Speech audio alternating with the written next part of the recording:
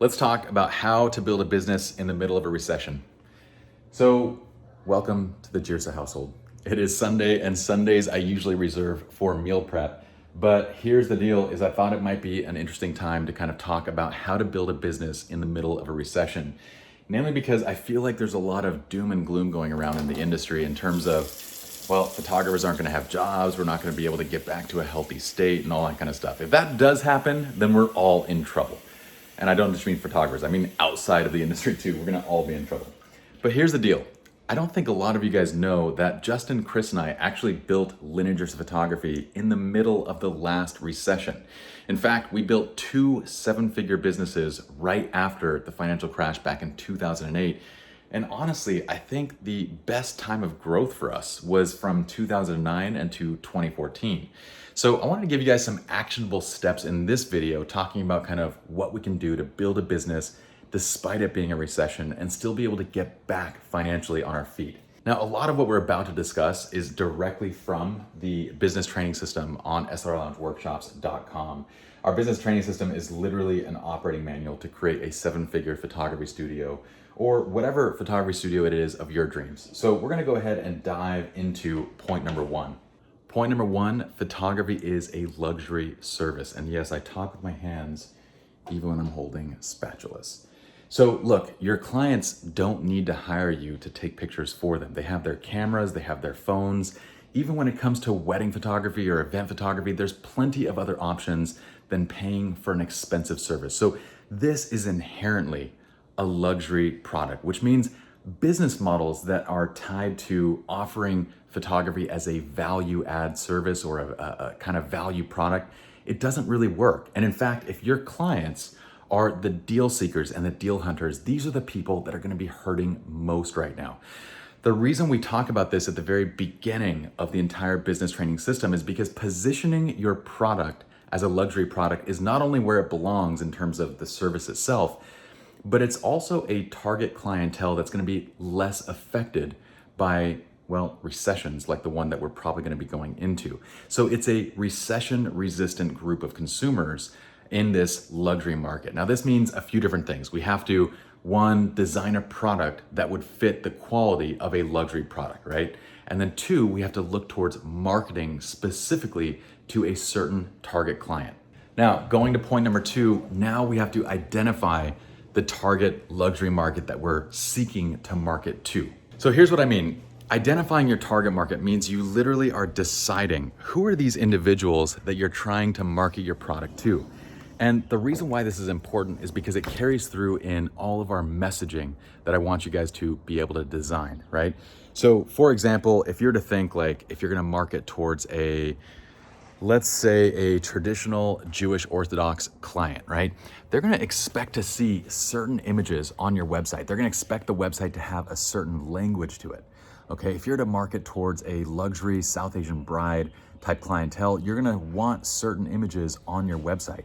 So identifying which target market you're actually aiming for is gonna really help you to hone in on the overall message.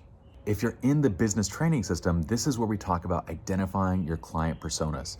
So client personas are 2 to 3 actual examples of fictional clients that might be purchasing your products. You're gonna identify those clients, you're gonna spell out who they are, what they like, what kind of purchasing decisions they make, because this is gonna affect exactly how you market your business and how you build your entire website. So this brings us to step 3, and I think my children all wanna say hi to you guys. So come, everybody stand behind me, everybody stand behind me. Say hi, everybody say hi, everybody say hi. Hi. Oh, don't run. This is James, that's Ellie, that's Ethan. All right, now go back inside, bye. Okay, where were we?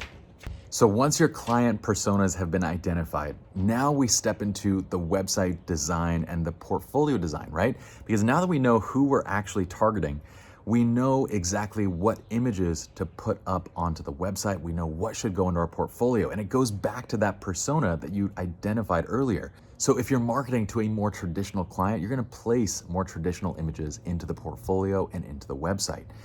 On the flip side, if you're marketing to a wanderlust kind of client and you want to get out and travel and adventure and create edgy photographs, That's the exact type of imagery that you want to put in there.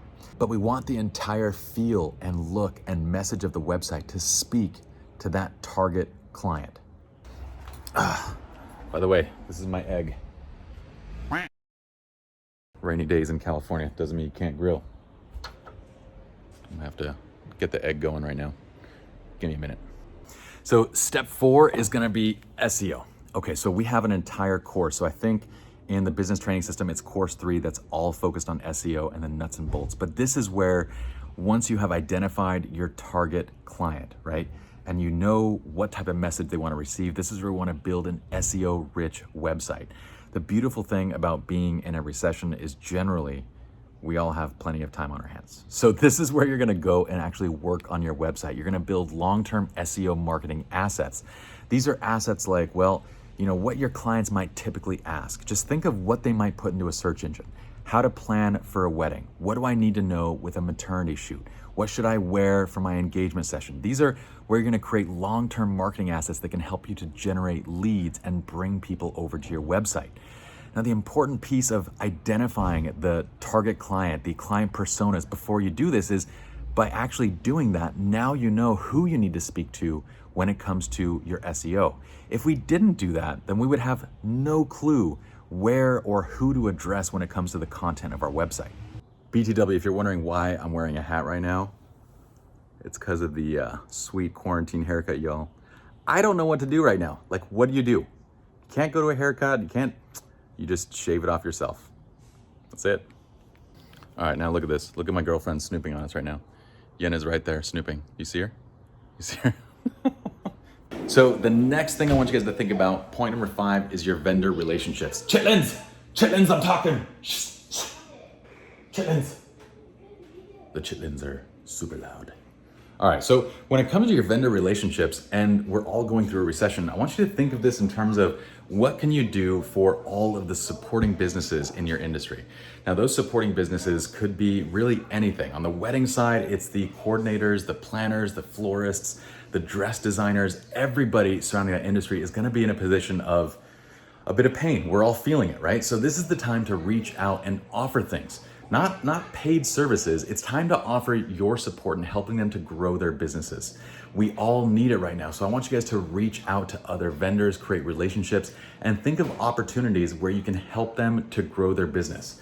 One of our favorite things to do, knowing website and SEO design and all those different things that we teach in our course, is we actually reach out to each of our different vendors just to offer them our consulting services in terms of helping them with their website design, their SEO, and all those different things.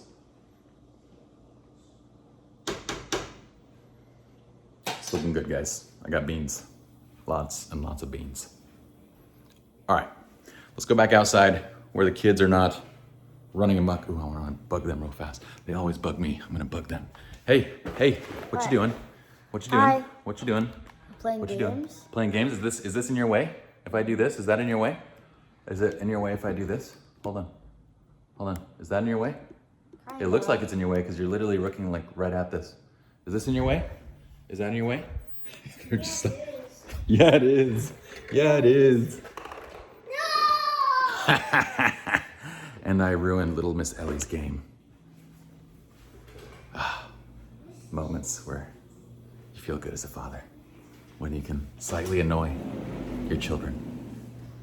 I live for those moments. Okay, let me get back out where it's relatively quiet. So last thing that I wanted to mention is to control your expenditures. Now, when it comes to expenses, this is what I like to do. I like to put things into 2 buckets. There's one bucket of expenditures that is not gonna help me to make money. Then there's another bucket of expenditures that will help me to make money.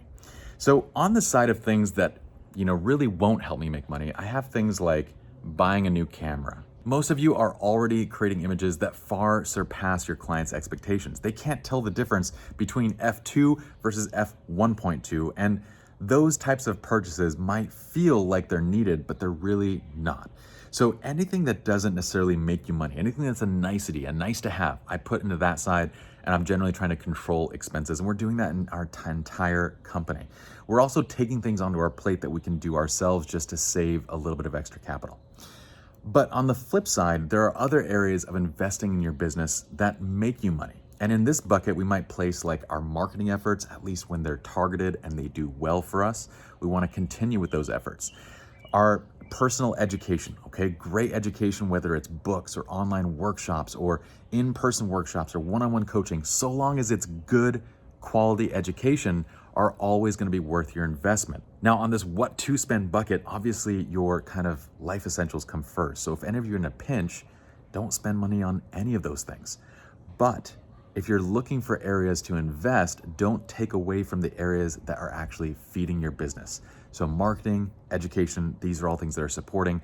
Just make sure that those are dollars well spent. On the educational side, I want you guys to make sure that you ask plenty of people before you go and invest your money, because a lot of these different workshops are sort of fly-by-night ventures by people that really aren't qualified to be teaching.